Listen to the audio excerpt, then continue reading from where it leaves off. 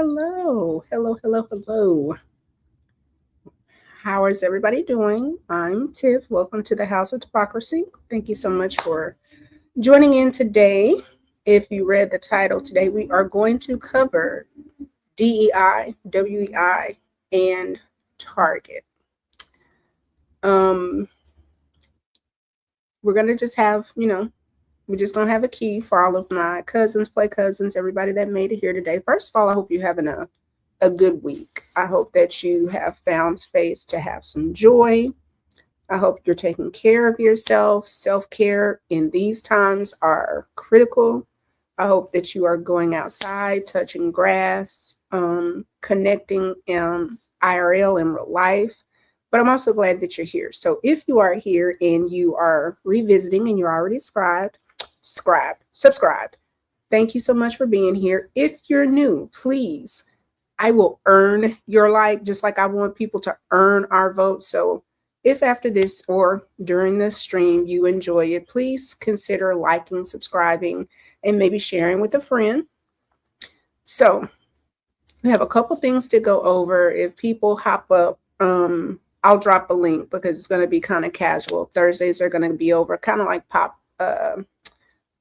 let's say pop culture, but also a bit of course, politics and news. But I also want us to have a good time here because, girl, the way that it's going, it's super sad. However, D to the DEI, girl, the Saints don't know what DEI means, and they are trying it. I don't know who just joined, but hey, thank you for joining. Let me know if you comment, if you want the link again. This is just going to be open. I just want to go over some clips. I want to cover again DEI, WEI, and then the Target boycott. So if you just tuned in, thank you so much. Thank you. Black, hey brother, how are you? Thank you so much for the support. Thank you, dear. Share with the crew. Let them know your girl is live. Hamilton, if you see this, we're being consistent here. However, so let's just kind of dig in. The first thing we're going to talk about is this DEI has got the whites really in a chokehold. I don't know if anybody has seen it. I'm thinking tomorrow I may actually do just a whole review of the Doge interview. When I tell you it was mind-blowing. I was shocked. Like, I wish that I could say, like, this shit was shocking. Let me share my screen because, like I said, we're just gonna just jump into it. Oh, let's just start. I'm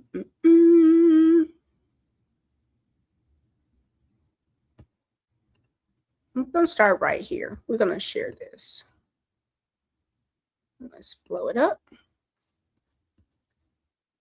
If you don't know, this was a Senate hearing. This guy was, you can see, Foreign Relations Committee trying to be considered for a nomination. Mr. Chair, Mr. Carl, I'll follow up a little bit. You gave a speech to the National Conservatism Conference in July of 2024 entitled "On the Persecution of Whites in America," and one of the things you said was America. I didn't know the whites was being persecuted. Did y'all? I didn't know that. And whites are victims of a cultural genocide. A cultural genocide. And Tim Kaine is petty for he's petty for pulling the glasses up. That was a really petty move, sir, but I like it. Where to start? So you'd agree with me, wouldn't you, that whites are pretty well represented in the United States Senate? They are well represented in this body, yes, Senator. And how about in the House of Representatives? Senator Kaine, I don't have those particular numbers. However, but you would agree that they're pretty well represented in the House of Representatives. Senator, I would, again, thank you for the question. I would point out that there were no white Protestants by birth in the 25 cabinet members under Joe Biden. How about in the ranks of American presidents throughout history, including now pretty well represented whites? Senator. And how about in the ranks of vice presidents during American history now? Whites pretty well represented in that group. right? Senator, thank you again for the question. Yeah. I mean, I don't think it's hard. How about on the United States Supreme Court? Throughout our history and including now, whites are pretty well represented on the United States Supreme Court, correct? Senator, will you permit me an opportunity to finish my answer? I think obviously historically, I would of course agree with you. Of course, the vast majority of Americans were white at that time. It's now a much more diverse society. Let's focus on right now. How about in the ranks of American governors? You think whites are pretty well represented? Senator, thank you for that question. I would just have to look at the numbers. I don't know. Okay, how about this? In the ranks of CEOs of major corporations today, let's not talk about today. You think whites are pretty well represented? Senator, thank you for the question. I suspect that they are probably pretty well represented in that, but there are other areas where they're not as well. How about in the ranks of high income people? And we can. He is killing me with the thank you for the question. And you know what? Let's go ahead and bump this up because we don't need to listen to this anyone speak. Let's take it up to 1.5. Let's see. Let's go, y'all. Define it however you want. Let's just say like top 10% of wealthy Americans. You think whites are pretty well represented? Senator, thank you for the question. They would certainly be underrepresented with respect to Asian Americans, but they would be overrepresented with respect to other groups. Yeah. So, a cultural genocide, that's a stiff claim. And it's an interesting one because it's kind of a white victimhood argument. But if I remember my colleague, Senator Rosen, she was reading comments to you where you had been saying, man, Jews play the victim. Jews like to be the victim. And yet you're making a claim that whites are victimized by a cultural genocide when all the statistics would say, not just in history, but today, that whites are very well represented at every level of every institution. They're very well represented in the incomes of Americans. And that doesn't mean each person is high income or each person is a Supreme Court justice, but you could look institution after institution in this country and the facts completely rebut the notion that whites are victimized by a cultural genocide. I have a question for Mr. Long I want to get to. Mr. Long, we've had a little controversy in the last couple of weeks about Iceland. President Trump gave a speech in Davos and he said,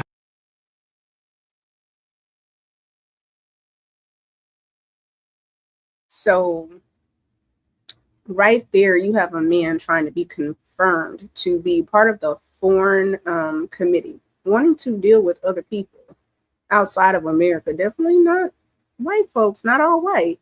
But they're being replaced. I find it I'm enthralled at this point. So let's see who else believes in this white nationalist foolishness. Let's go here and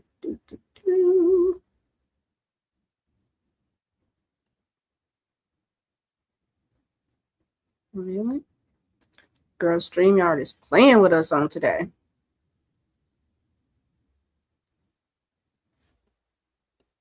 Right on. Here we go.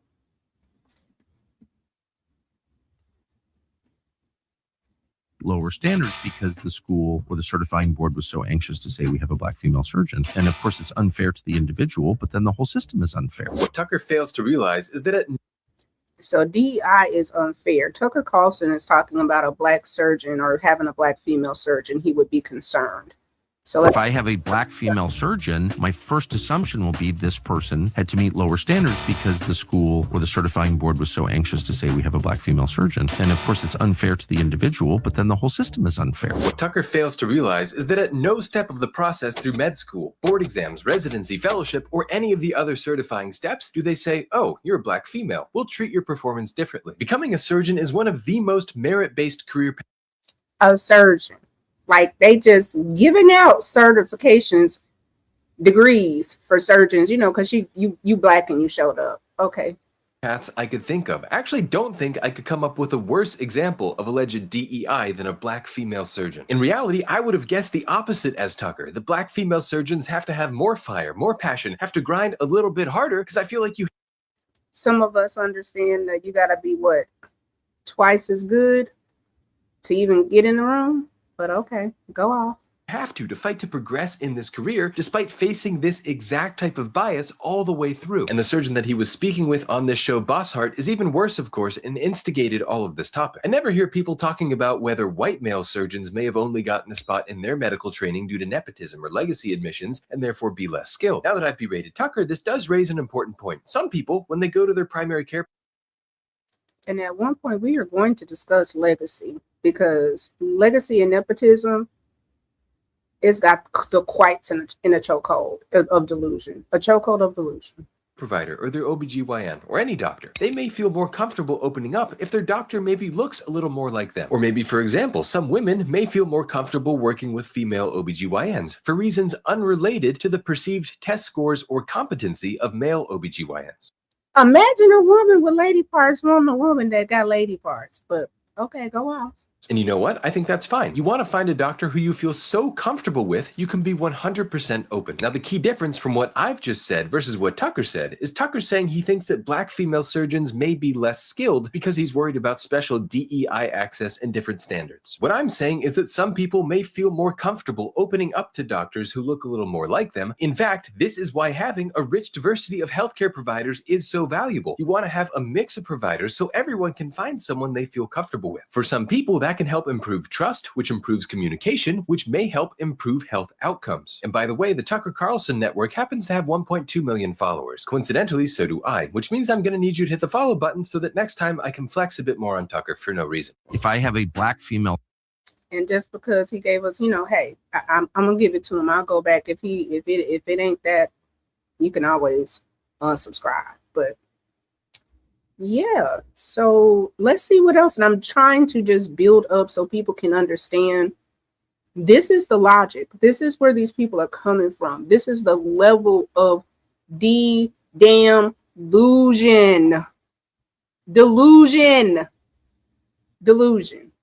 Give me about 5 more minutes. I'm going to drop the link. You know what? Let me see. Do I know how to do this from here? Y'all work with me. Well, I'll play the next one. I'm going to figure this out. But let's go ahead and share the screen.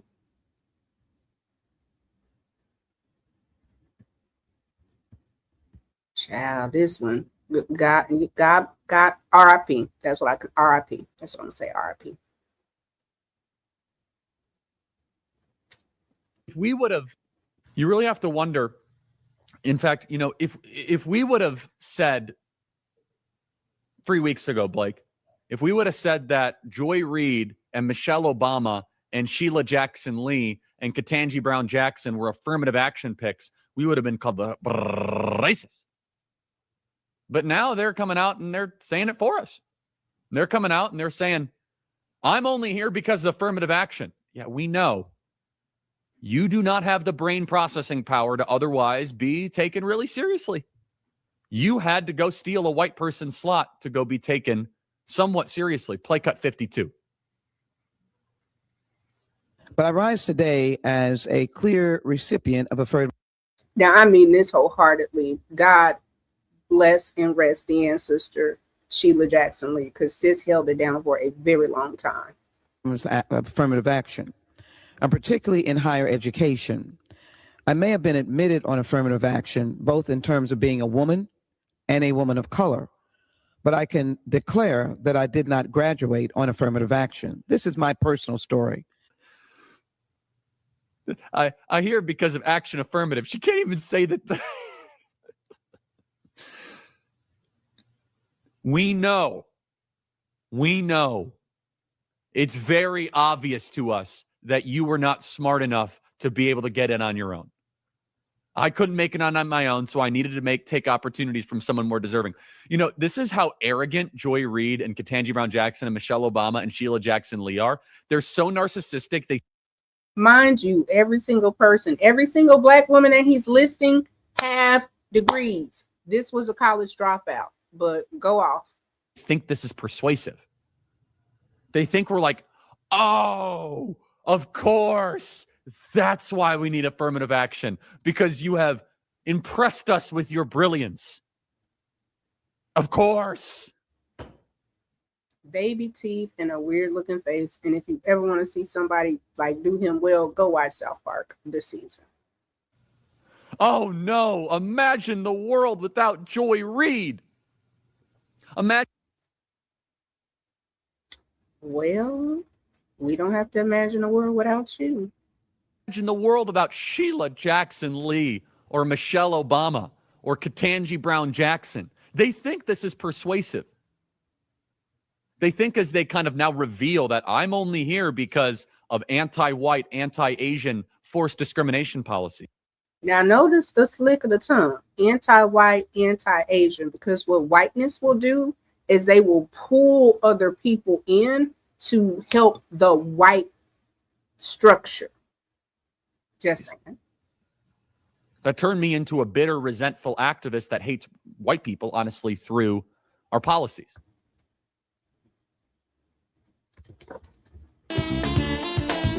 Welcome to Democracy Now!, democracynow.org, the War and Peace Report.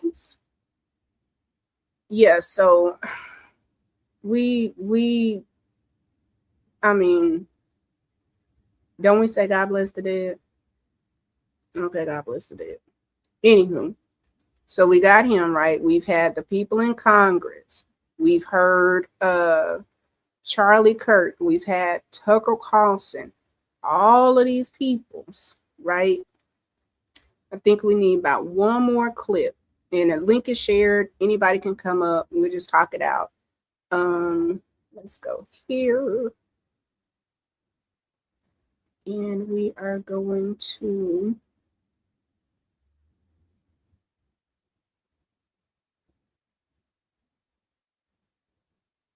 here, let's go here.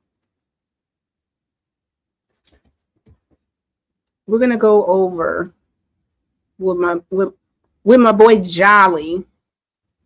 You never watched Jolly. He's a good watch. He's a key. The white race has a very long history of oppressing and marginalizing Black and brown people. This is just the overview. Like all the inventions and things that we did. You're right, white people have invented things. But do you know how many inventions white people stole from Black people? Pop quiz, who's the king of rock and roll? Elvis Presley, baby. He stole his entire style, music and dance, from Black musicians who were not allowed to play publicly. And so he was the white face on their Black music, their Black style, and he's the one you remember. And you know, if they do the segregation thing, sisters, brothers, the white race has a very... If they do the segregation thing, it's curtains for the clears. Like culture, they do not have. That's just not a strong suit for them. It's just not. It's just absolutely not. So what and why did I come here? I have never been, no, let me not say that. The Doge interviews are absolutely terrifying. They're absolutely terrifying. If you have not seen, I will say, please go to YouTube. Like I said, I think tomorrow I'm going to do the one person that I'm about to show right now that his interview was an hour and 7 minutes. There was an actual whistleblower. The one thing that I am a little bit frustrated with is they will give the date. Like, this is from January. It's March. Like, why is this just now coming out? Because the depositions for Hillary and Bill came out like over a weekend. So I just feel like this is a goop, but nevertheless, we're here, right? Like, information is information, and what we do with it is what we do with it. Once we have the information, we have the information. So I'm going to process this. But it's giving white nationalists. It's giving Christian nationalists. It's giving triple Trumpers. It's giving triple Trumpers. It's giving very much that.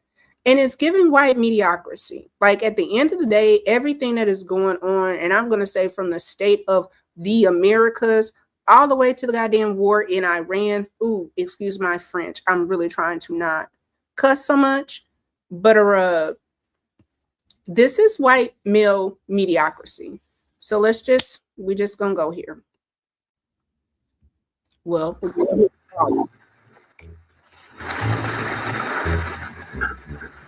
there was the EO explicitly laid out. How do you interpret DEI? So I don't know if you heard the interviewer, but he said, how do you determine DEI? I'm going to bring it back, start it over. And I just want us to see the confusion, the inability to give an answer, the pussy popping, the backpedaling of it all, the refusal to answer a question straight up and down. But let's see what got to say.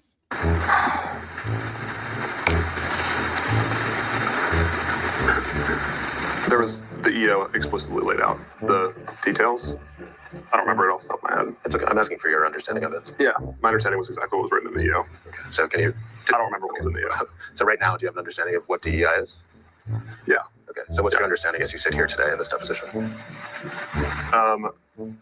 Well, it was exactly what was written in the EO. And so anytime that we would look at a grant through the lens of complying with an executive order, we would just refer back to the EO and assess if this grant had relation to it. Okay. But I guess I'm stepping back from your methodology strictly in terminating the grants. Do you have an understanding as you sit here today of what DEI means? Yeah. Okay. So what's your understanding of what it means? Well, it is exactly what was written in the EO. Okay, so why is a documentary about Holocaust survivors DEI? Objection. It's the gender-based story that's inherently discriminatory to focus on this specific group. It's inherently discriminatory to focus on what specific group? The gender-based, so females during the Holocaust. And you believe that that's inherently discriminatory? I'm just saying that's what it's focused on. Sure. But then this is related to DEI. Right. But you just used the term inherently discriminatory. What did you mean by that? It's focusing on DEI principles, gender being one of them. So a documentary that's about women would be DEI. Objection. Is that fair to say? No. Mind you, he is talking about the book, The Diary of Anne Frank. Like, be so effing for real. Like, what? Oh my goodness. Okay. So tell me why what I just said isn't DEI, but what you just said is DEI. Objection. It's a specifically focused on Jewish cultures and amplifying the marginalized voices of the females in that culture. Like, are we serious right now? Like, in real life, are you freaking serious? Anne Frank is celebrating marginalized Jewish people's story. It's a Ayo. I've really been trying to, like, I don't want my pressure to go up, and I don't want to yell. I want to be real classy based. But the level of ignorance, and these are the people that cut 300, at least we know 300K. The projection is about a 400K at this point of Black women that lost their jobs from Doge. Oh, let me bring Riz up. Hey, how are you? I'm doing good though. How are you? I'm doing great. How are things overseas? I mean, do they hate us even more now? Wait, like, do they? I don't know. Other people maybe, but not me though. I mean, it's it's getting tough. Mm-hmm. No,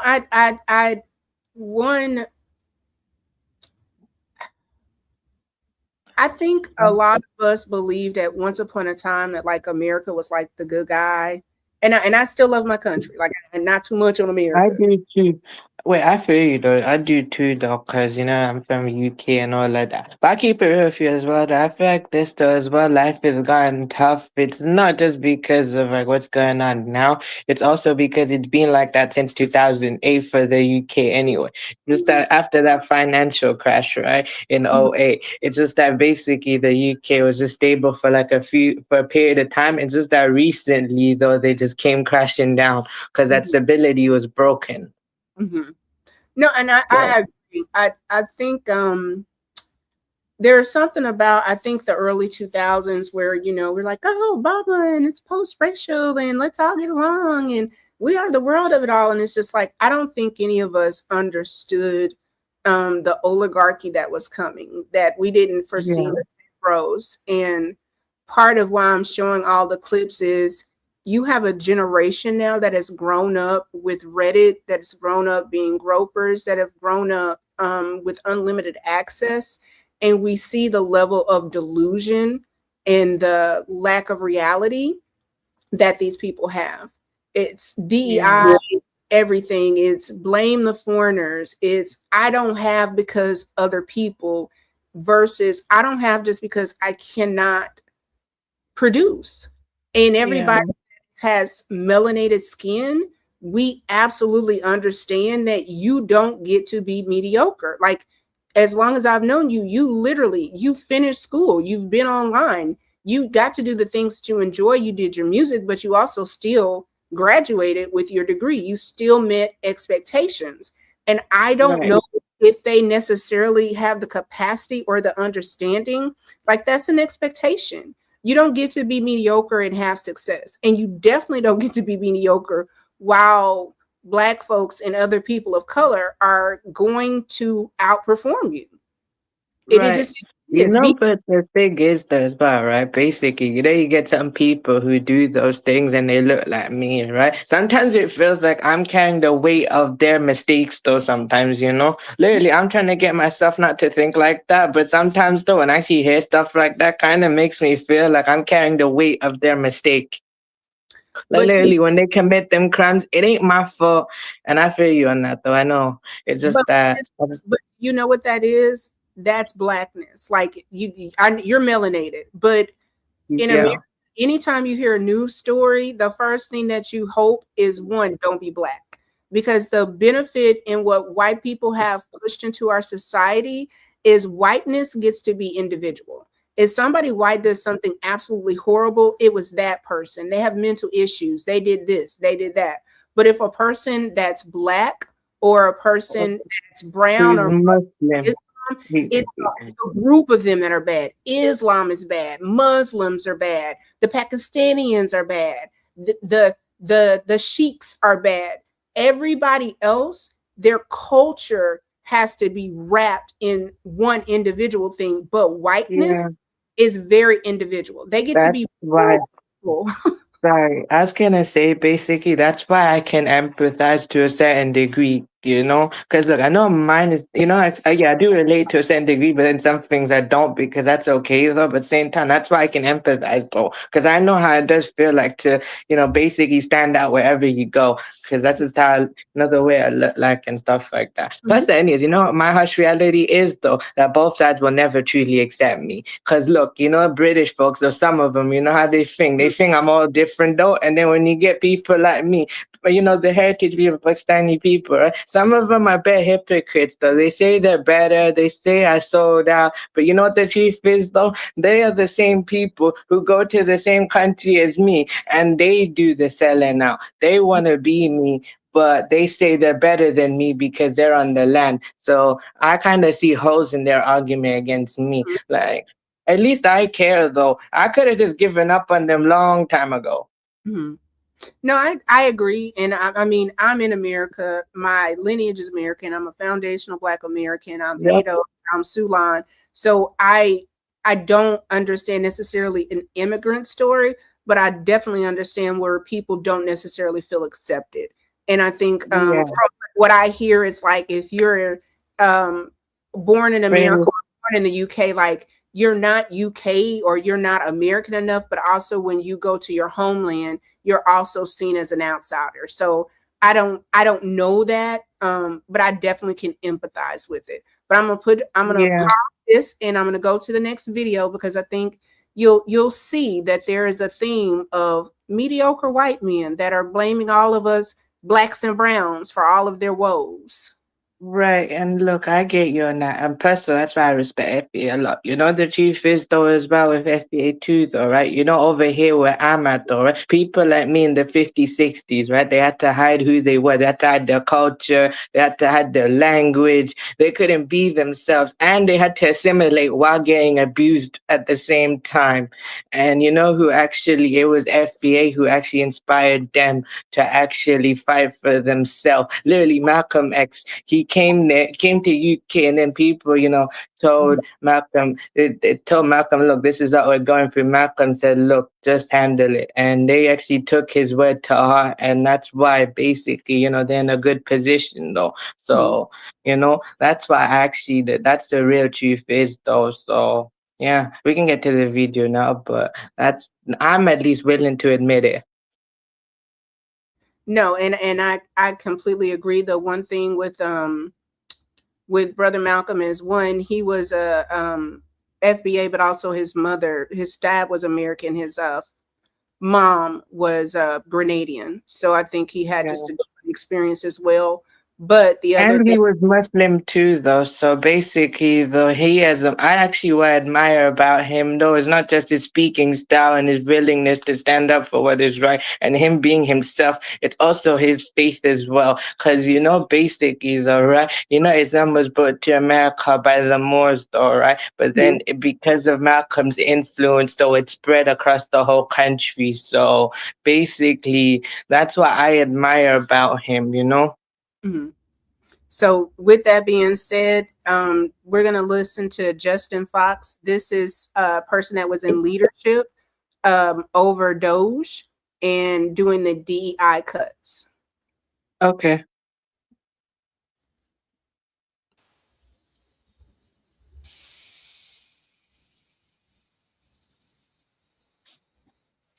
Oh no, got the wrong clip because this is the hour long. So let me come out of this one. I'm gonna let this play. This is another person that kind of is trying to push this whole replacement. And I know because y'all have Brinks, and I think what y'all had Brexit, the UK is experiencing a level of white nationalism as well. But let's let it go. Yeah, I know. Merkley is next. Thank you very much, Mr. Chairman.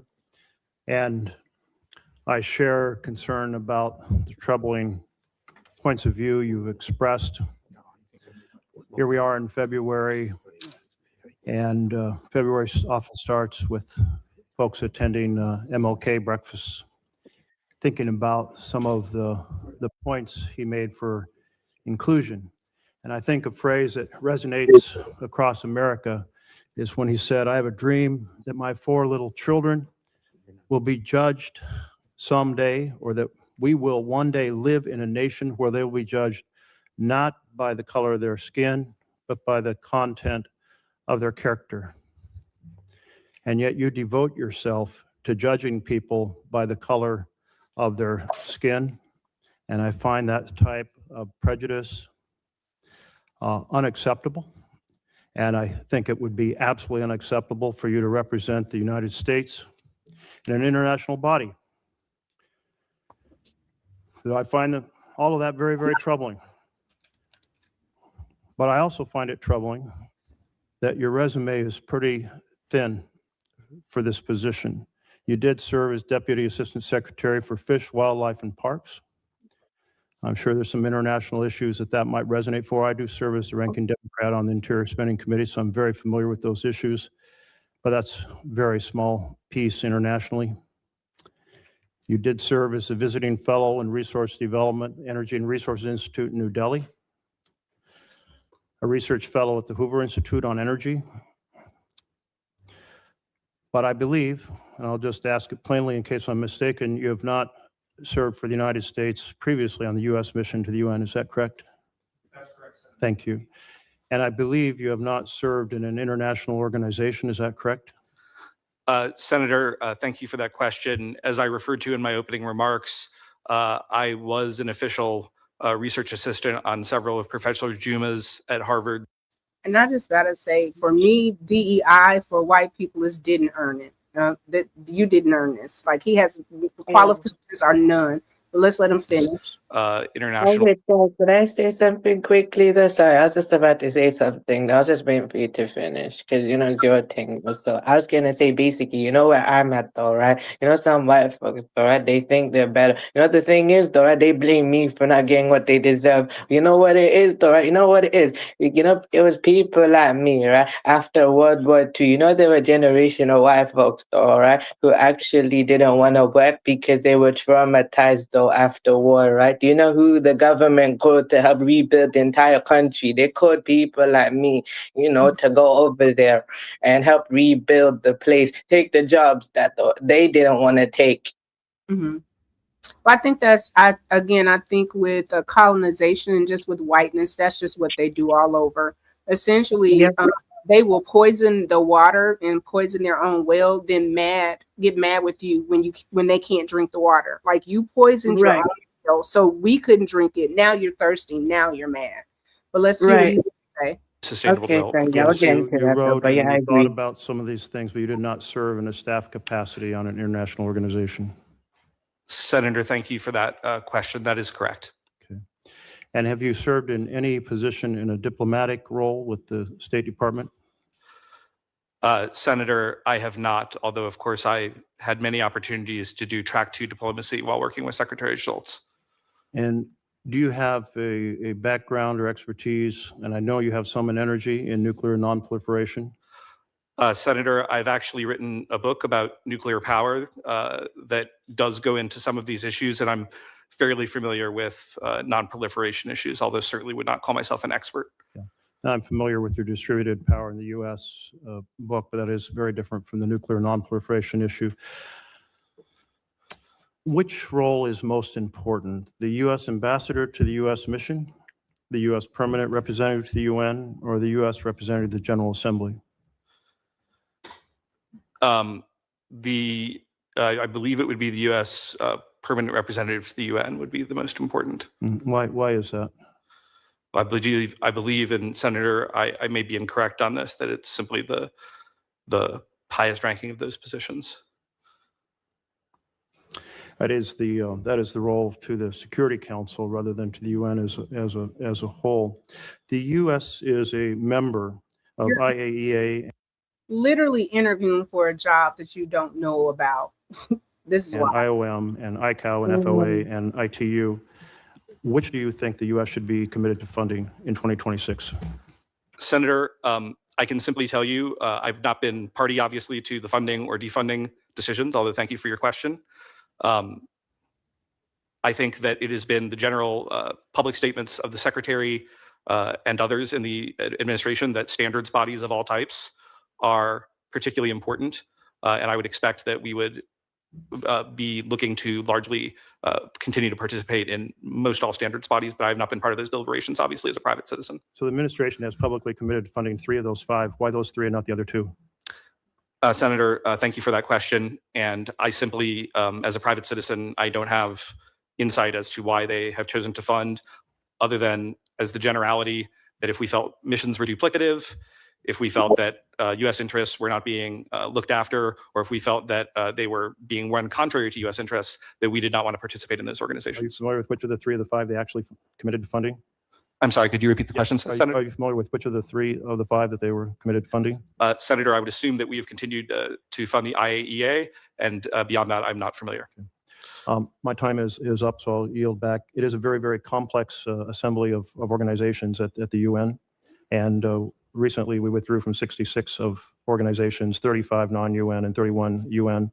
The lack of your previous experience kind of in that thicket of international connections and lack of experience in some of the key subject matters addressed does concern me, as well as your previous comments. Thank you.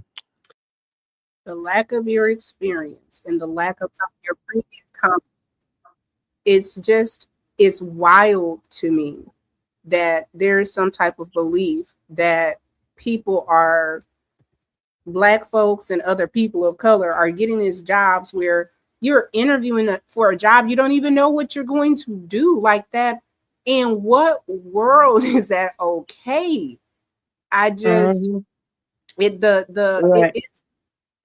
the craziness for me. So the reason that I wanted to really show this is this video in particular. And like I said, there are things that you can be bothered by certain things, and I understand that there may be some type of transition, but the level of corruption and the level of just absolute inability to really just, like, if you're a racist and you 10 toes down in it, I don't have a problem with it. You don't like Black folks, you don't want to be around Black folks.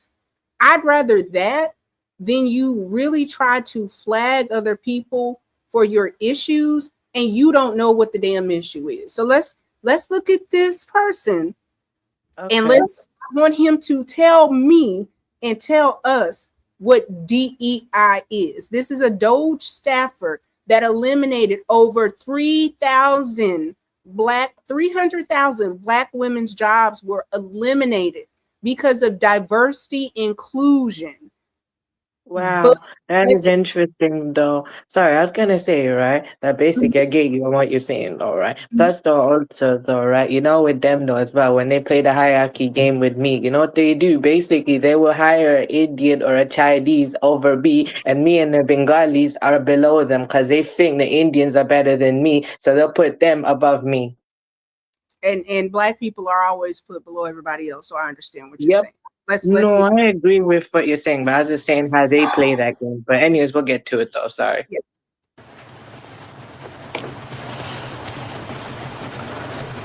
How do you interpret DEI?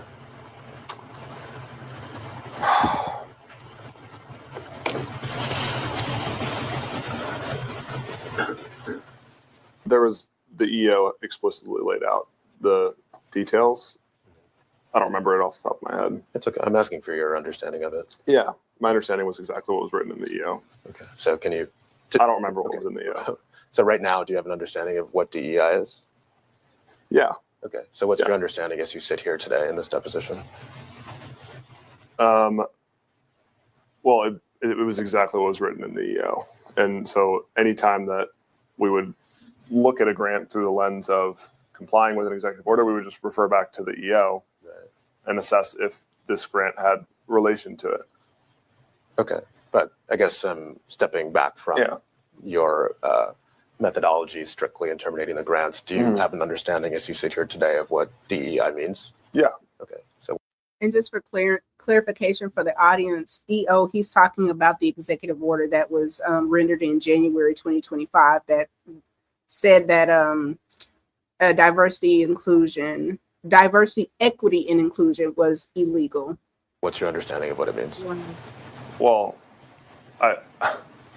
it is exactly what was written in the EO. Okay, so and I don't have the EO in front of me, but that was we would always reference back to the EO and make sure that this grant was in compliance with the EO. I understand that. Okay, but I'm not asking necessarily about what was in the EO. I'm asking very specifically about your present understanding of what of DEI. Do you have a present understanding of DEI? Yeah. Okay. Can you explain what that present understanding is? Well, it's just easier for me to be referencing back to the EO. Are you refusing to answer the question? I'm not refusing to answer the question. Okay. I just feel that referencing back to the verbatim executive order was the best way for us to capture all of the DEI language. And so I think giving a high level overview of what I could relay as DEI is not going to do justice what was written in the EO. And that's okay. We can look at the EO as well. But I'm asking you this is a deposition. I'm asking you questions. You're under oath, so you're required to answer them. So what is your understanding of what DEI means?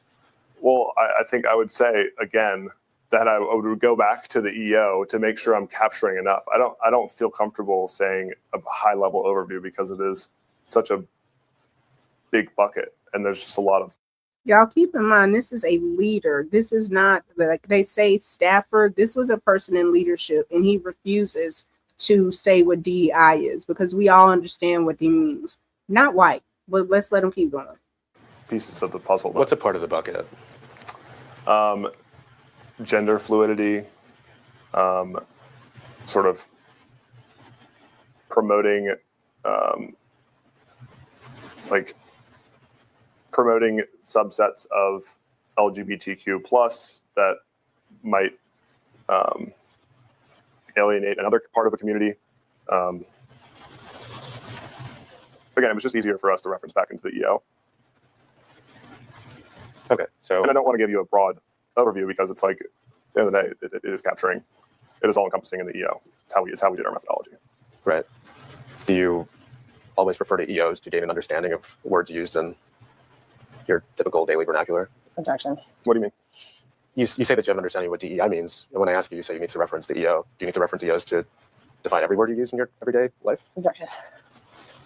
No. Okay. So what's stopping you from defining DEI to your understanding as we sit here today on January 28th, 2026?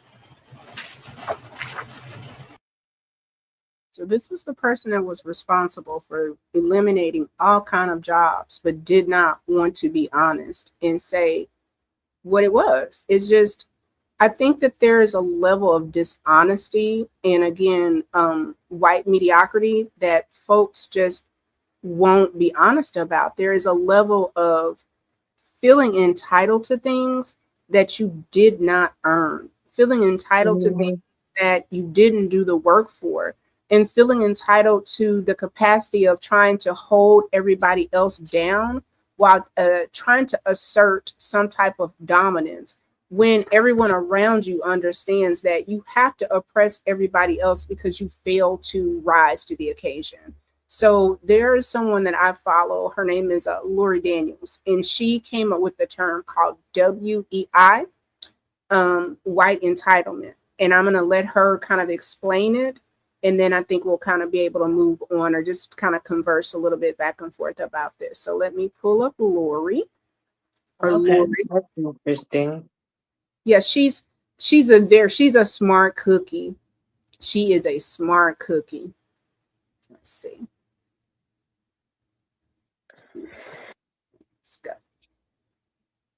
Well, we might need some volume. This concept that I introduced a few days ago called WEI, but we are going to talk about the distinctions between WEI, which is white, entitled, and incompetent, or white, entitled, and inept, or white, entitled, and ineptly incompetent, however you want to put it. But I want to talk about this as a comparison point to DEI, which stands for diversity, equity, and inclusion. Now, I don't want to hear, let me just say at the outset, I don't want to hear not near another word about meritocracy. Not near another word about meritocracy. I got wind of some of the additional appointments that Donald Trump is making through his for his cabinet, and I don't want to hear not a single solitary person tell me anything else about meritocracy, because meritocracy, it's a lie.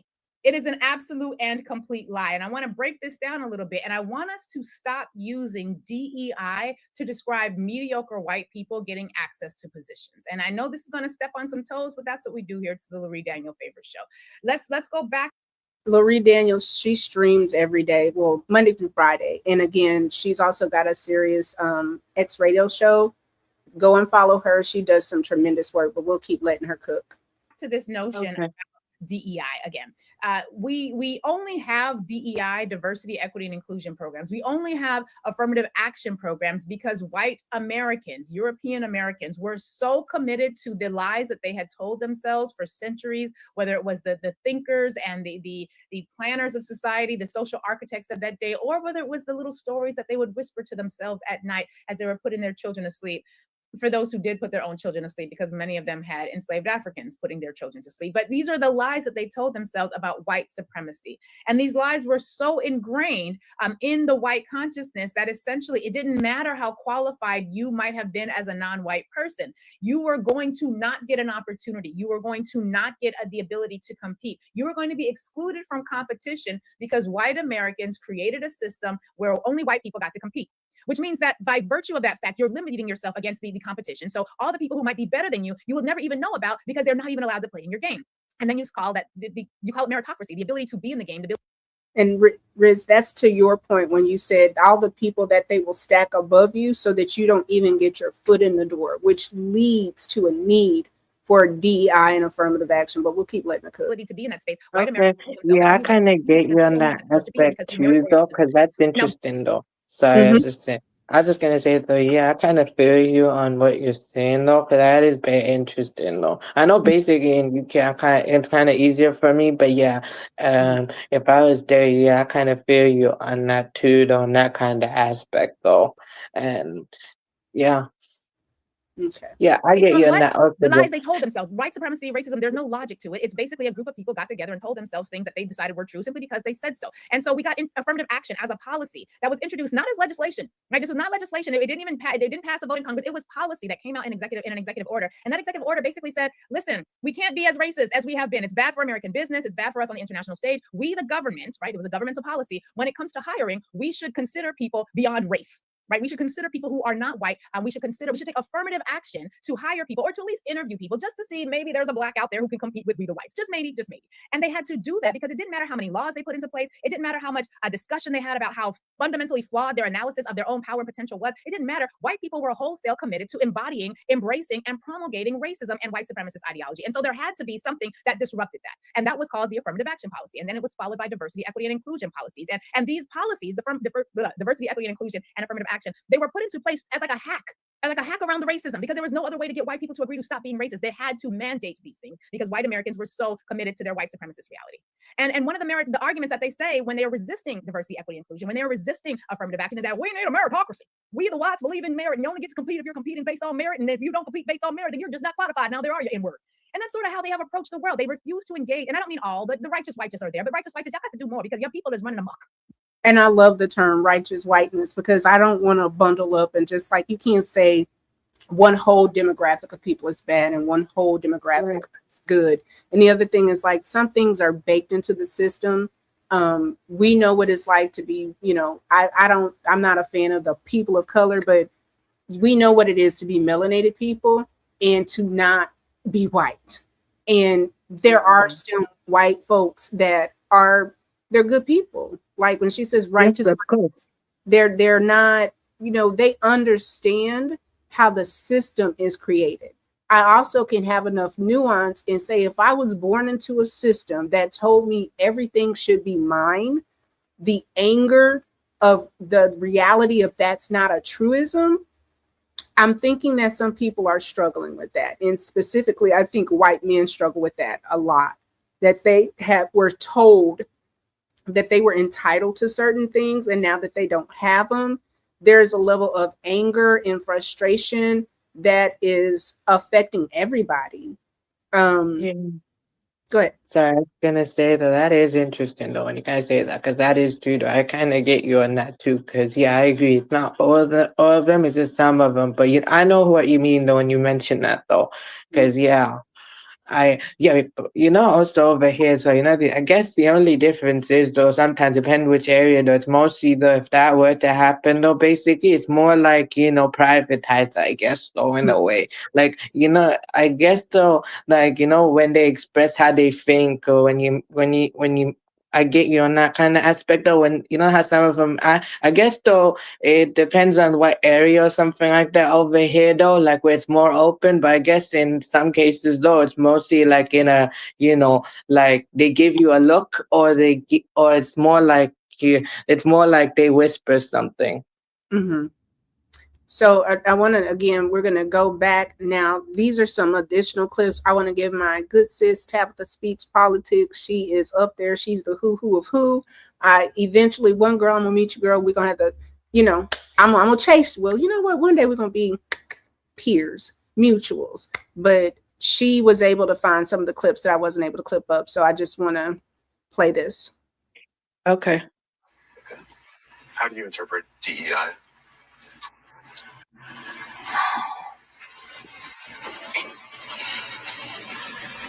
So understanding of DEI.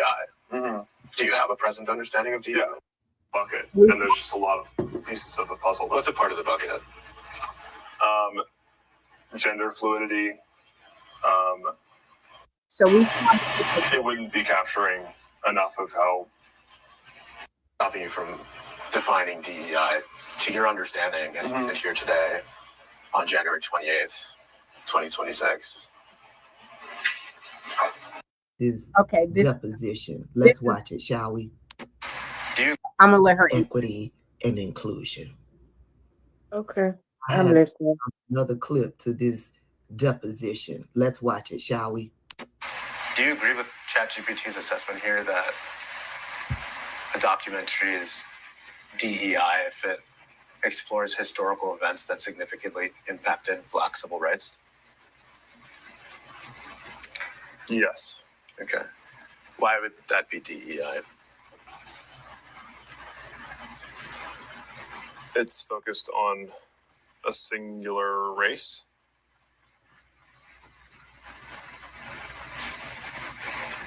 It is not for the benefit. It is not for the benefit of humankind. It is focused on a specific group of, or a specific. It's not for the benefit of humankind. Why would you want a documentary about Black Americans and Black history? It's not to the benefit of humankind. These are the people making decisions about who gets employed, who gets contracts. This is white nationalism. This is white Christian nationalism. I'm going to pull it back because sometimes what we think, these people are saying very loud. He's saying this is a former government employee, a former government leader of Doge. But let's just go back and I want him to say it. Wait, sorry, I was gonna say though quickly though as well though that basically, they're the same people who are using the Arabic numeral system. Like when you study in school and stuff, the numbers you use though is actually coming from the Arabic numeral system. It's because they used to use the Roman numeral system that made no sense to them. So when they started trading in the Arabic numeral system, that's when it made more sense, And also the same people though who had to get the Moors to teach them how to clean themselves. But they're talking like that. Same people, though, who had to get the Moors to teach him how to clean, how to write, and how to read. And that's the thing, unfortunately, what folks don't understand is when you don't know true history, you're bound to repeat it. So you're talking about Europeans and when they had the Dark Ages, that's when everybody else, their enlightenment. They went to Muslim and Chinese people though to actually go for information, and also the Moors too. I'm not, forgetting them. I'm just basically, explaining more and also the plus anyways though, plus anyways though, I come from the Indo-Persian people, so the Indo-Persian system though that was very successful in the whole Indian subcontinent, and they came there though wanting to, trade and stuff. You know what it was? They started as a trading company, but what happened to them? They slowly spread their influence. They're trying to, get local rulers on their side. And who was the ones that sell out? The Hindu people, though. My tribe, though, what they did is they fought back. They were the ones fighting, though. I came from warriors, though, so that's why. And I think that's the thing that we all have to acknowledge is that there's a level of colonization that once you colonize, a lot of people assimilate, and that assimilation costs your culture. And it's, I think it's a high price to pay for capitalism, and also from people that are essentially leeches, which the next series that I'm going to do is about Ceres and the fact of how Remick he really kind of is an embodiment of how whiteness can come in and try to sell you a deal and try to make it look good, but really they're there to suck the blood, the life out of you. And I think that is something that a lot of people are experiencing. But I'm going to go ahead and let this finish, because again, when he said humankind, it when talking about Black Americans, because clearly this is a young man that was raised in America, that is white, that is probably immersed in Black culture. He probably knows rap songs and he knows enough history. He uses a toilet that a Black person created. He uses GPS that a Black person created. He uses a refrigerator that a Black person created. Even the fashion too. I was gonna say the fashion as well. Look at the way I dress, though. That is because I'm very influenced by FBAs, though. But I'm willing to admit it openly. And plus, though, also though as well. The thing is, though, right? The thing I got around my head. They say, oh wait, since I'm brown, it looks like, oh, I'm gonna go out to do something like that. But if I've seen white people wear the same thing I'm wearing around my head, and it's okay for them to wear, but not me as a brown person to wear that. Why? Because I stand out because of my color.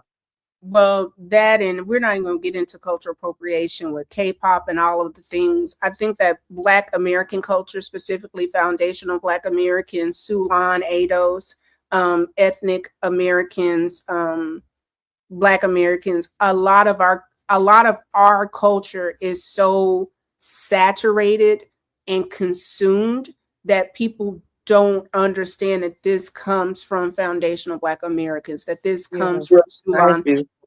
Yeah, no, I know You never come at that. But let's just see why he says, we're messing up humankind, Riz. I'm a black woman messing up the humanities. No, you're more like contributing to humankind, though. You ain't messing up humankind. To be honest, though, the truth is, you're more like contributing to it, though. Because one, actually, though, you influence more, though. And two, though, a lot of the inventions you said, though, yeah, that is true, though. Plus, anyways, though, be as a Muslim, Muslims have created Muslims throughout history have done a lot of innovations, though, as well, a lot of inventions, though, and mathematics, though, as well. So I kind of see it as, like when it comes to FDA as well. Plus, they actually contributed more, though, more influential, though. So they haven't messed up humankind, though, to be honest. I don't think we enrich society, but let's hear what he's gonna say. Yeah, I'm more like I'm agreeing with you. A singular race.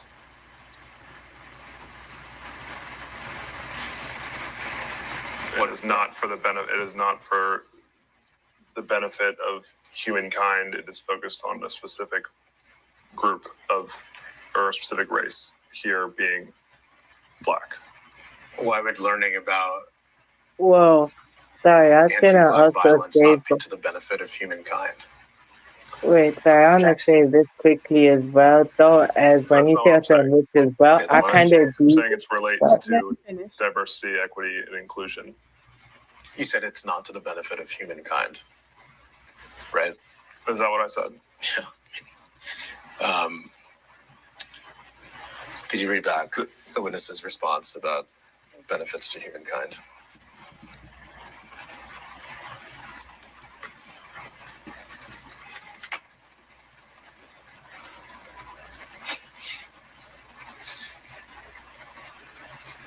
Question, why would that be DEI? Answer, it's focusing on a singular race. It is not for the benefit of humankind. It is focused on a specific group or a specific race, here being black. So what do you mean by not for the benefit of humankind? That's a very subjective. The way that I phrased it there wasn't exactly what I meant. It is focused on a specific. The superior race. The superior race. She is amazing. Okay. That's the part. Is like you're so racist that you don't even understand that the things that you say are so problematic. There's such an issue. And like he said it, and then once they said it out loud, it's like he caught himself like, oh wait, I should not say this. So to add to what we were talking about, Riz, I'm going to show one more thing and then we're going to flip topics, because I think we spent an hour on the DEI, but I think again, as a Black American woman and understanding how many jobs that were lost, the impact, the dismissal of how people were treated, specifically Black women and Black men, it is something that we need to really just kind of see where their head is at. So we're going to go again with this.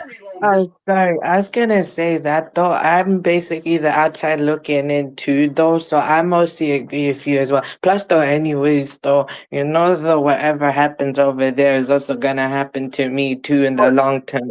Cause yeah, in a way though, like, let's say, to me though, right? Since I'm in UK, you know what it is though, right? It's gonna I'm gonna be affected in the long term though. It may not happen around the same time, but it's gonna happen. But you know what I will say is, I think that y'all were probably before us with this. When Brexit happened, we were like, this is weird, and why are they trying to blame? Like, you saw it, but I do think that we're not going to act like Americans are not from across pond. Like, the white people that we have are y'all's cousins. Like, the colonialism and the way that it's set up, they are the same people. Just the way sometimes that it manifests, it seems to be that they're wanting to be all on one accord. I'm going to show this in Jolly. Okay, sure, I get you on that Has aspect. a very long history of oppressing and marginalizing Black and brown people. This is just the overview. Like all the inventions and things that we did. You're right. White people have invented things, but do you know how many inventions white people stole from black people? Pop quiz. Who's the king of rock and roll? Elvis Presley, baby. He stole his entire style, music and dance, from black musicians who were not allowed to play publicly. And so he was the white face on their black music, their black style, and he's the one he remembers. And you know, if they do the segregation thing. Okay. Sorry, anyways, though, you're right, though. Plus, anyways, though, I identify more with my Persian ancestors. You know, it was the Persians, though, right, who actually gave me recognition, though, right? You know, when the creation of the Pakistani nation was created, though, you know, the first people to recognize me, Persians. Mm-hmm. You know, basically though, right? The since I'm half Indian, half Persian, no, but I identify with more Persian. You know why? Because there's in 1905 the Indian people, right? They refused to represent people like me. So basically, that what led to the independence movement, though, and also the once when it happened was, but they refused to give recognition. So then it was Persia who agreed to give them recognition, and that's why they're a recognized country now. The more you know. So we are going to look at another thing, and this is the last, I think, of the whole blah blah blah blah. This again, I am from a particular state of where there are a lot of Latinos, so I was not shocked about this. This is when I start saying that this whole Black and Brown coalition, we're gonna just look and see and follow this story. Okay. Florida International University launching an investigation into reports of a disturbing group chat. The chat reportedly consisted of students and an official with the Miami-Dade chapter of the Republican Party and included racist slurs, anti-Semitic comments, and misogynistic language. Tonight, the university condemning the group chat, calling it abhorrent and extremely disturbing. Good evening. I'm Lauren Pastrana. Thank you for joining us. CBS News Miami's Ted Scouten is your reporter on the FIU campus, and Ted, students had plenty to say. Yeah, Lauren, students who knew of this text chain are calling for accountability for those people who are involved. Meanwhile, the Miami-Dade Republican Party is calling for the resignation of their own secretary. Shockwaves rippled across the Florida International University campus. Students we spoke to say they're disappointed by a text chain filled with reported racist and anti-Semitic remarks by conservative students. Those things that were sent in the chat should not be a representation of the school. They should be held accountable. Accountability is key, say students. I think that they should be maybe suspended, expelled, receive some kind of like repercussions for their actions, because it was messed up. According to our partners at Miami Herald and the Floridian, a conservative online outlet, the WhatsApp chat contained hundreds of uses of the N-word, anti-Semitic and homophobic slurs, and Nazi references. I expect a lot out of the school, especially as a student. I think that they should really step up and do something about this, because I don't think that it's something that they can just like allow to happen. FIU President Jeanette Nunez said in a statement, it's abhorrent and extremely disturbing language. FIU does not and will not tolerate violence, hate, discrimination, harassment, racism, or anti-Semitism. This is not who we are. This is not what FIU stands for. The reality is this, that this is rotten to the core. Nikki Fried is the chair of the Florida Democratic Party. I'm sick. I'm absolutely sick that in 2026 that the Republican young leadership not only feel this way, but feel comfortable enough to put it into text messages and chats together. The Republican Party of Florida said it consistently stands against racism, anti-Semitism, and bigotry in all of its hateful forms of expression. Local Republican leaders are calling for the resignation of Miami-Dade GOP Party Secretary Abel Carvajal. Miami Herald reports he started the chat and did nothing to stop the hate speech. And on that part, if you hear it about Carvajal, what was interesting is everybody in that text chain was Latino. And it's just every single person. And this is when we talk about where you bind yourself in the proximity to whiteness and white acceptance, how you lose your culture. And it's unfortunate that I think a lot of times, often, certain Latinos believe that they have some type of attachment or proximity to whiteness, and it just is not. It's not a thing. And I think that's the beauty in Black Americans, specifically FBAs, is we absolutely understand that we will never be considered white. So we don't chase whiteness. And a lot of I don't chase whiteness, Oh, sorry, I was gonna say this. I don't mean to speak over you. I was just about to say I don't consider myself like that neither. You know, I just be doing my thing. Since I grew up around everybody, multicultural perspective, I just basically, you know, when I got older, I started to realize, look, I won't be seen like that. So might as well just, you know, continue to be me though. I get you. You know what? It's actually good though when you brought that up. That's called post-colonial syndrome. So the symptoms is depression, anxiety, identity crisis, preference of Western culture over their own, and also internalized racism / colorism. Mm-hmm. And Yes. also, though, to me, to my people, they also, some of them suffer from partition trauma. Mm-hmm. Because there's this period though, right, where it's called the partitioning though, and the borders wasn't partitioned properly. So there was like a huge aftermath after that. And some of them they suffered severe PTSD because of that. And that's why. So basically, my family, they didn't go through, unfortunately, they didn't go through the partition trauma thing because they got to keep everything. Okay. So I just want to put up here the actual executive order that was declared January the 20th of 2025. This is where they ordered, I guess step one was purpose and policy, and they're talking about ending diversity, equity, and inclusion, saying that, this is the great replacement. They wanted to get rid of equity action plans. And then oftentimes you will also see DEIA, and that A is for accessibility. So not only people of color, women, LGBTQA, also people that may be white that have, they need certain things for them. Like say you're in a wheelchair, you need a ramp. Like the accessibility, you need an accommodation. It's not that you can't do the job, you just need an accommodation to make it easier. So if you look and see the DEIA, in 2025, there were 300,000 Black women that lost federal jobs. There are up to right now about 450,000 Black women that have been pushed out of the workforce because of this executive order.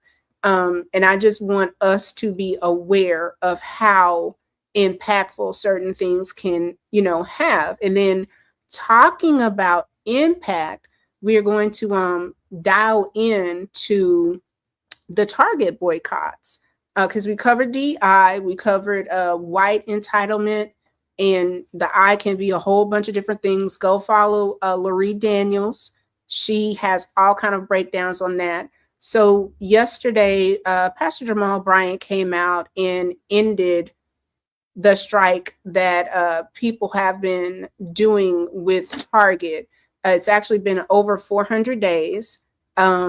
With respect, Pastor Jamal Bryant didn't start this boycott, and it was not his boycott to end. It was something that was very organic that happened with Black women online because of Target ending their DEI. Because of that, Target has had some of the worst, I guess you want to say, returns ever. They did not make the top 25 in 25 years. For the first time this year, they've lost, I think they said 2.5% of foot traffic. They've been on a decline. And this is what happens when you embrace white supremacy, when you bow down to this, the DEI, the coloreds, the Blacks are making us lose certain things. And it's like, no, not only did you submit and you didn't have to do it, you insulted a base of people, and now they're trying to work their way back. I'm going to play Pastor Jamal Bryant. I want to be respectful, but I can also say that this response to me was deeply annoying.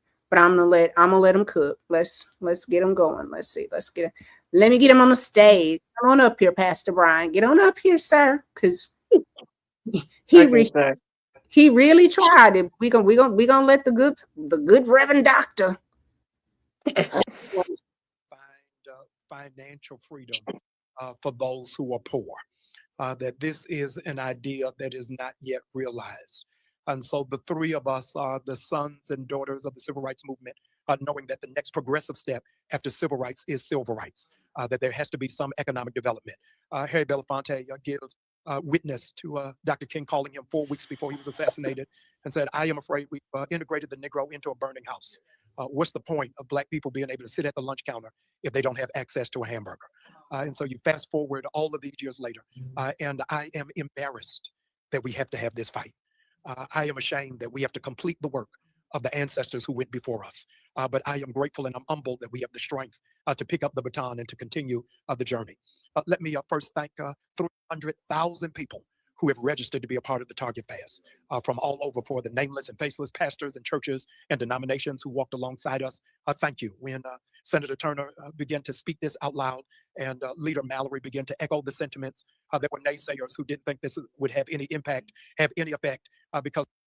And I really can't go no further than that. I'm gonna go ahead and let Nina Turner talk again. These are people that they came on the back end. Like, these are not the original people that called for this boycotts. These are not the people that started, and they definitely are not the people that tracked the movement. But let's see what Nina gonna say. Still has a lot to answer, especially the public apology and also the $250 million investment into Black banks. This is a movement. It wasn't just a boycott. And so movement has phases.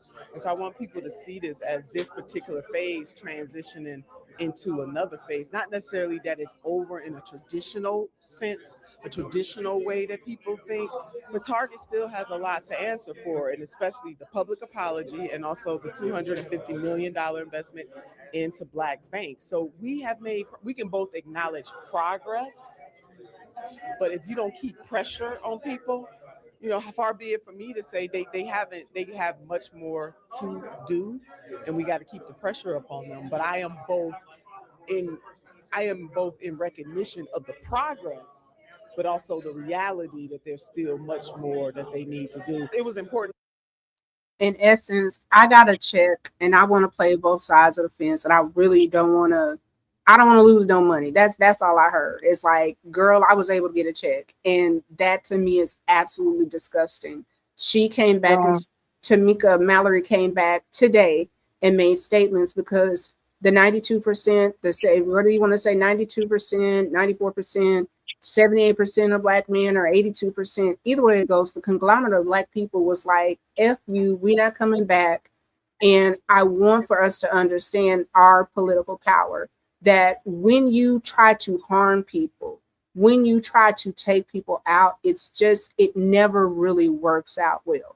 So for those of us that are absolutely out here coddling the feelings of people, not being absolutely honest, we just got to stop. And with me saying that, this video, and I said every single time I stream, I am going to play this man, because I want for us as Black people to understand that we are independent and uncommitted, because the level of whiteness and the level of entitlement is fucking crazy work when you hear what this man is about to say. As of the time I'm recording this, Tallarico is outperforming in all the benchmarks that he needs to. He's doing very, very, very, very well with white and particularly Latin communities. Crockett expectedly is doing well with Black communities, but based on what we've seen in the past, most recently with Mamdani, Black voters are very reliably vote Dem. So even if they're not turning up for Tallarico in the primary, we have every reason to believe they will in the general, whether that be against Paxton or, I didn't take the Latin communities. Crockett expectedly is doing well with Black communities, but based on what we've seen in the past, most recently with Mamdani, Black voters are very reliably vote Dem. So even if they're not turning up for Tallarico in the primary, we have every reason to believe they will in the general, whether that be against Paxton or, And with that, I want, and I am going to say it, Democratic Party, you are in danger, girl, because you literally are making a fatal mistake of believing that we are just going to show up. Please go see Target and how they are pussy popping and backpedaling. The Democrats have every opportunity to turn this thing around if they want to. But the assumption is kind of like Target. Oh, they're going to keep coming here. Oh, we don't have to do anything special for those people. What are you talking about? They do what we want them to do. They listen. We say they listen. They obey. They understand. Ain't nothing. No.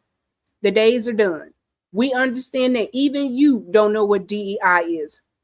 With the evidence, with the people that were there, with the white replacement theory, with the incapacity of being able to say, like, oh, well, if I had a Black surgeon, like, the stats don't lie. The achievements are the achievements. And where we are is uncommitted and unattached.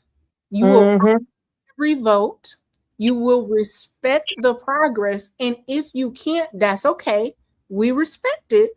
We just don't have to show up for you. So with that, I always want us to end on a positive note. So I want us to listen, and I hope that you enjoy this. This is the good now Grammy Award winning Duran Bernard with my good sis. It's your girl Keke Palmer. They had a really, really amazing interview together, but towards the end, they gave me absolute life. So I just want us to have a good time with this. So here we go. Now we're gonna play a game with all my guests, and I thought this would really be fun because you're always going viral, not just with the Grammys, but also one of your early remixes of "Do You Know the Muffin Man?" yeah, we know about that. If you don't know, shout you out to my girls. Okay. So we're taking that energy and turning it into a game. We're going to take turns where we're giving each other nursery rhymes, plus a style or a vibe, and we just have to remix it on the spot. Just a little improv. No. Keke girl, don't copyright me. Fair use, fair use, fair use. Duran, don't copy me. Fair use, fair use, fair use. Rules. Let's go. Okay, so let's see.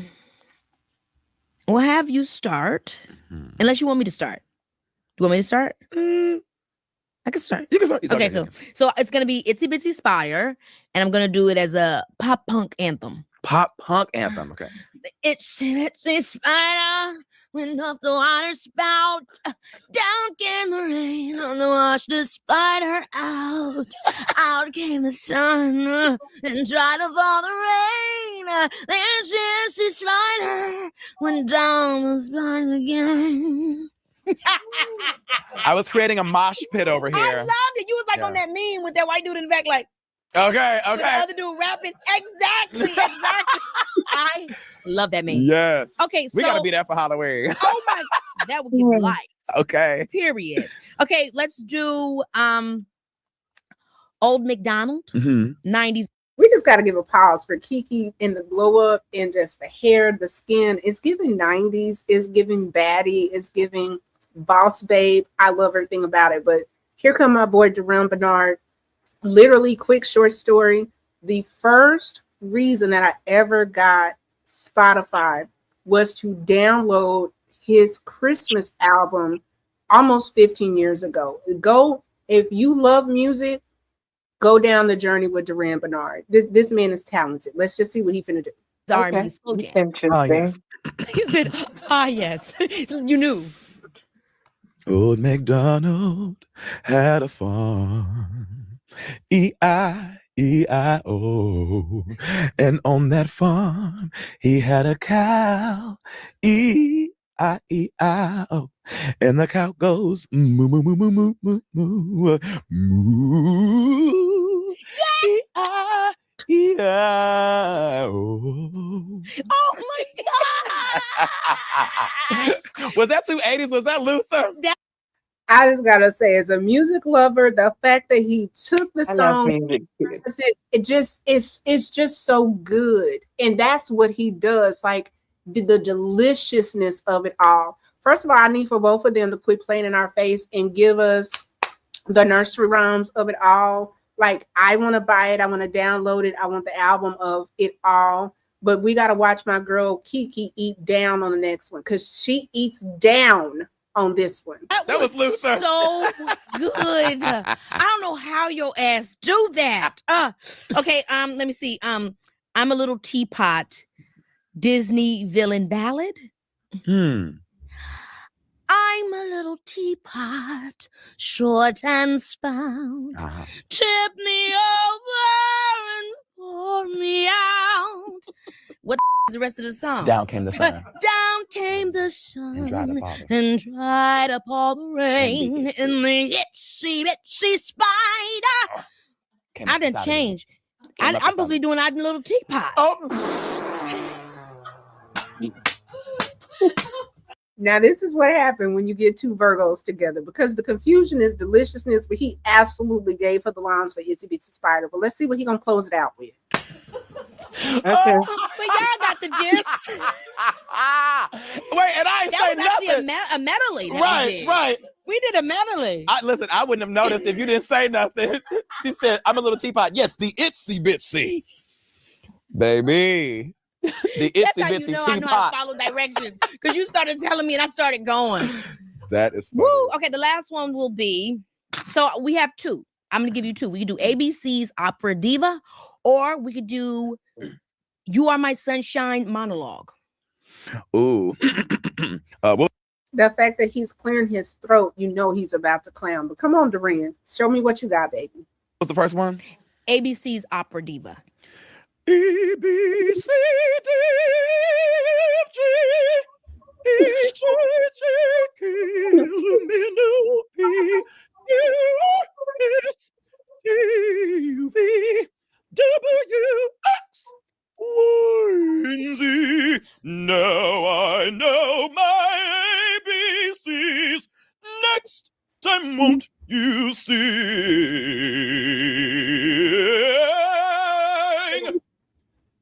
With me.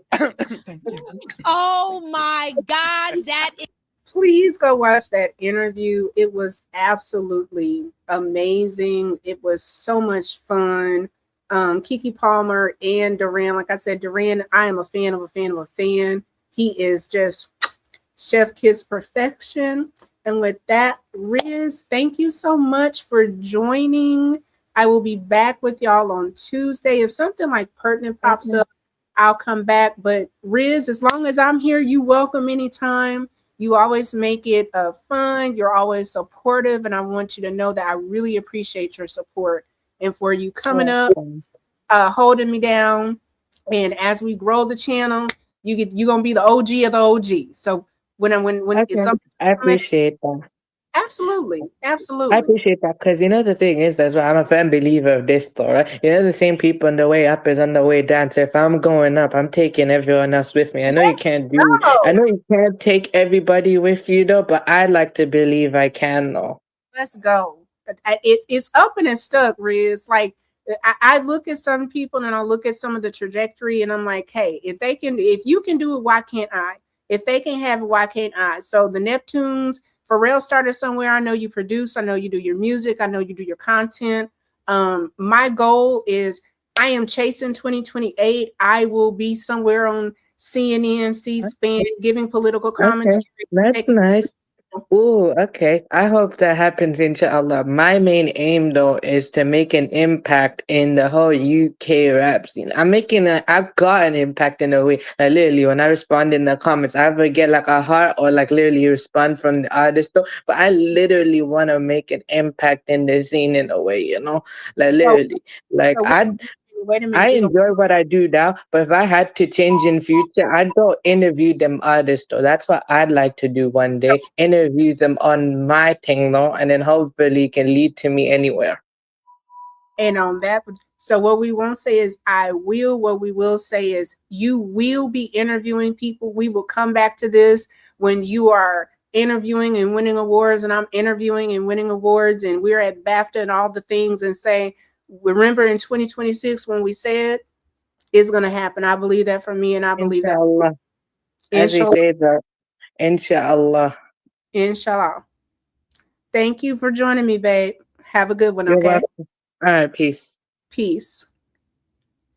All right, y'all. So we're going to wrap it up. Now, mind you, I got my little singing bowl because she's a diverse queen. I teach yoga and fitness and wellness and all of the things. However, I have been listening to specific prayers just because I don't put God in a box. God to me can show up in various ways, meaning God can show up in a lot of ways. But I want to end us with this. And this is a prayer that I've just been listening to for the past couple of days that is, for me, has been very encouraging. So let me get her up here. Let me make myself small and get my good sis up here. Come on now.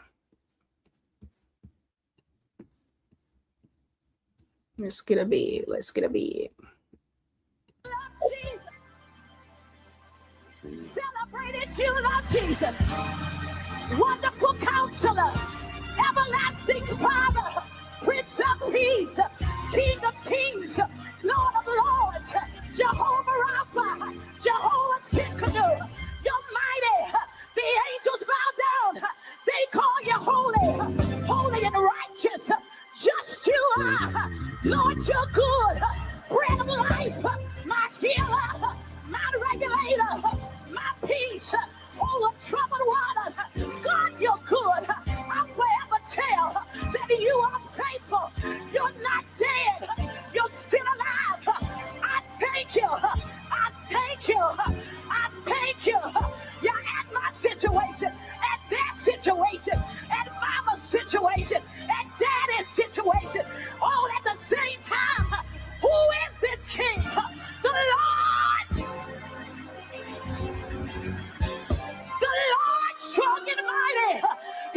back darkness. God, I thank you for your resurrecting power. I thank you for moving mountains. I thank you for covering me. No weapon formed against me shall be able to prosper. I walk in authority. I walk in confidence because your word is hidden in my heart. God, I thank you. I've got dominion over sickness, over poverty, over anxiety, over depression, over division, over confusion, because it's not by might, not by power, but by your spirit.